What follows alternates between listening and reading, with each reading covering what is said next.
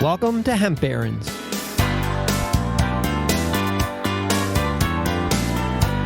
I'm Dan Humiston, and on today's show, we have one of my favorite people. Joy Beckerman drops in to talk about her lifelong career in hemp.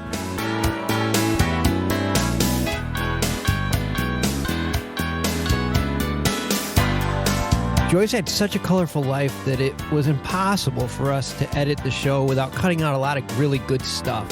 So we're going to do it in two parts. We'll do part one today, and we'll do part two next Tuesday. I know you're really going to enjoy this show, so let's get it going and join my conversation with Joy Beckerman.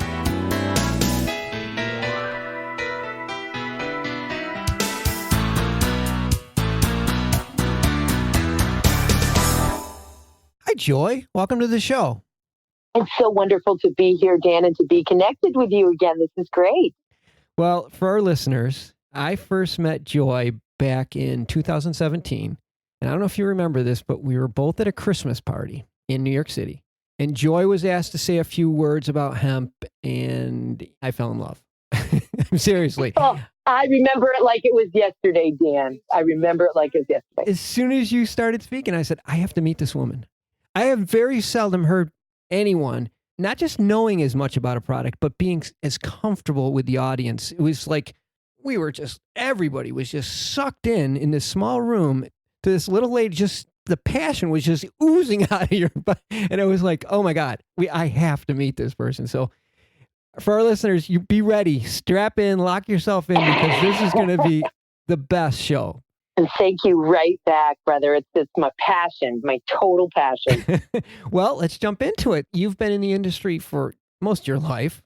So just give us a quick overview, your career, talk about Hemp Base International. Just give us the whole story. Yay. Well, I was first introduced to hemp in 1990 at the age of 20 years old at a Grateful Dead show. There was a book that was written by Jack Herer, may he rest in peace, and edited by Chris Conrad, an amazing advocate who is still with us, called The Emperor Wears No Clothes.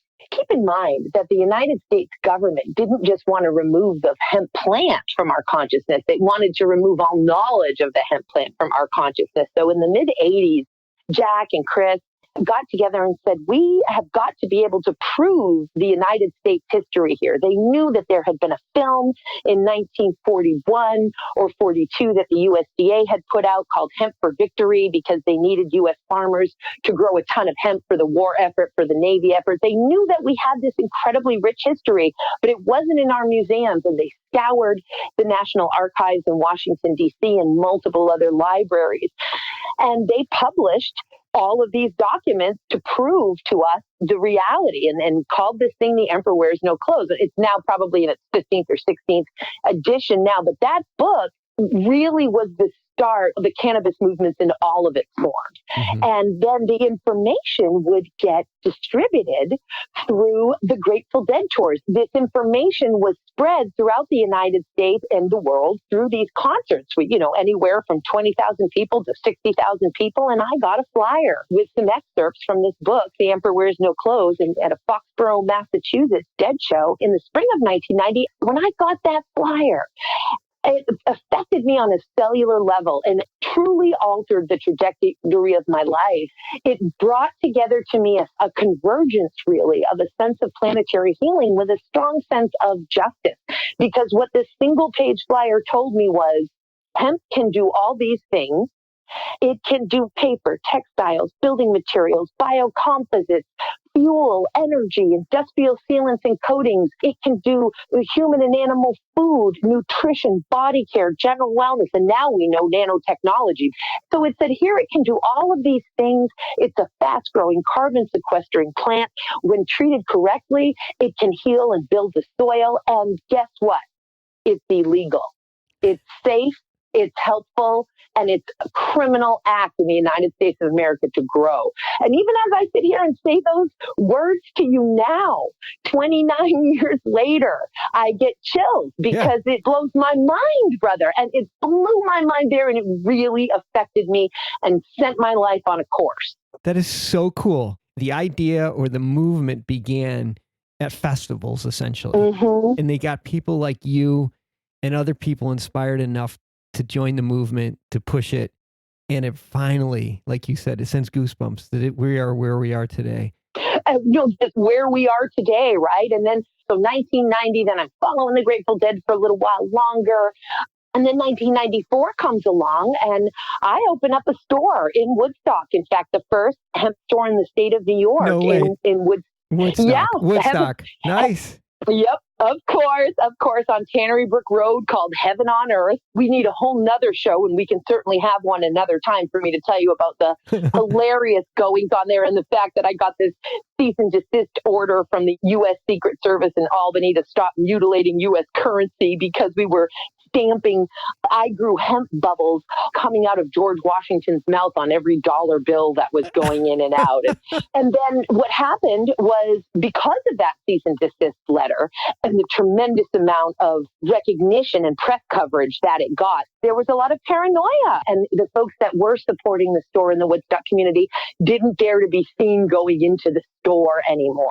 At that point, the first inaugural hemp bill passed in Vermont in 1996, and I was appointed to serve as secretary of the Vermont Hemp Council. So I relocated the family to Burlington, Vermont, and stayed in that role and helped to run and assist and manage 3 Vermont hemporiums, which were hemp stores in Vermont that also manufactured some of their own products, like dyed hemp twine and some sundresses and things. And then my children got a little older, and I was a single mother at the time. And so I then relocated to Seattle, Washington. Oh, wow. Yes, where the cost of living and the quality of life and the opportunities for me as a single mother, particularly somebody who was very skilled in legal support, could really make a life. So I began a dual career in complex civil litigation and compliance along with hemp throughout raising the kids, and did that for 20 years in Washington. That 20 years in compliance and complex civil litigation with some of the finest attorneys on the West Coast in some very high profile cases that I was lead paralegal to. Everything leads us to where we find ourselves now, Dan. I know you can agree to that. Oh, it always does. It always does. Always does. All of those experiences, they literally honed me and pressed the oil out of me and trained me and really made it so that I can do the jobs that I'm doing now. This leads us right into Hemp Base International and all the other irons you have in the fire. Jump in. Let's talk about Hemp Base International. Start there. Yes, great. So in 2014, I formed Hemp Base International, which is an expert witness and legal support and consulting firm specific to hemp. I serve clients all over the globe. A lot of my clients are attorneys, because marijuana law or adult use or medical cannabis law is fairly cut and dry, because it's either what's going on in this state. But hemp law and policy gets a bit more confusing, because we have federal law. The feds just haven't even acknowledged, right, on many levels at all, medical or adult use cannabis, but they certainly have acknowledged hemp. So there's this constant interfolding of local, state, and federal. And so I service a lot of attorneys. However, I did a lot of hemp extract consulting. And now, as of January 1, I also have the role as the regulatory officer and industry liaison to Elixinol. Oh, my gosh. Yes. Elixinol's huge. It's huge. We're currently in 43 countries with hemp extract, and arguably the 5th largest one in the world. Oh, and those guys are great guys. They've been exhibitors at our show every year. Super good people. That's a great company wonderful. To be with. Yeah, no, congratulations. They're just fantastic. Thank you so much.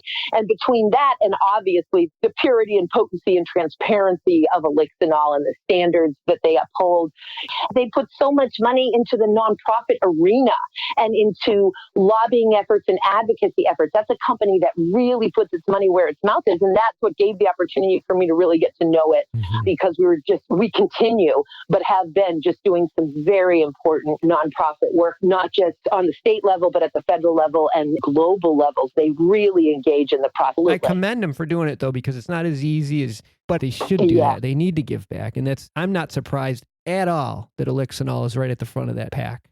They are right at the front of that pack. I have to also state, because it's so near and dear to my heart, because of the nutrient-dense hemp seed. It is the highest digestible form of protein on the planet between planet animal kingdoms. It, of course, is the perfect ratio of omega-3s and 6, gluten-free, it's non-GMO. It's the superfood that really requires a super hempen cape. And so I'm also very proud to be a co-founder and senior advisor to Colorado HempWorks, based in Longmont, Colorado. And that's our nation's first post-prohibition grain processing facility. We press hemp seed oil and whole hemp seeds and make whole protein powder, hemp protein powder. Oh. So very proud of that. Mm-hmm. They're in Colorado, you said? Longmont, Colorado, Colorado HempWorks. But moving on to the nonprofit work, which is where my true joy, I mean, I love working in hemp. It's a dream come true to work in hemp. And of course, I still say to this day, but if I could just make $1 million just educating on hemp, I would just tell the story of hemp all the time, because it's really my favorite thing to do. So the nonprofit world, that's where my love and my heart is. And I probably do about 30 hours a week pro bono for the Hemp Industries Association, which I am the president of. And the HIA was founded in 1994. So it's really our nation's premier trade association for hemp, and really our nation's brain trust and access to the global expert community. We have sued the DEA 4 times since 2001. Yeah, we have won 3.5 out of 4 times. So again, not bad. A whole nother show there. And I also formed, since moving back to New York, I formed the Washington State chapter when I lived there, and we have formed the New York State chapter, which I'm currently the president of as well. And we have a very robust, as you know, program for hemp in New York State. I'm so thrilled to be here. I call it the Hempire State, although I always called it the Hempire State, and people told me I was crazy. Well, who's crazy now? And then the other nonprofit that I work with is the U.S. Hemp Authority. And I'm very proud to be the president of the U.S. Hemp Authority, which is a newer organization that has created the first CGMP, which are current good manufacturing practices, and GAP, which are good agricultural practices for hemp.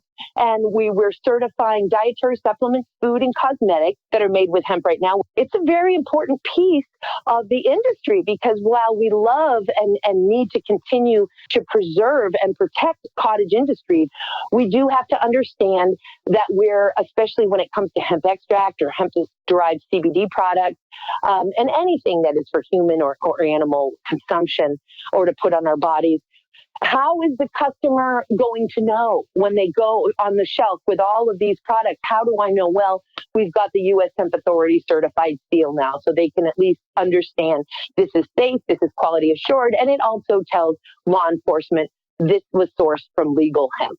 Which is so important, because a couple missteps at this point could just set things back. We don't need that. So just to make sure that it's put that stamp of approval on there.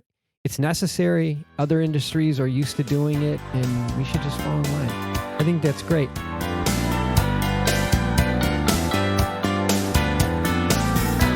Thanks for listening to today's show.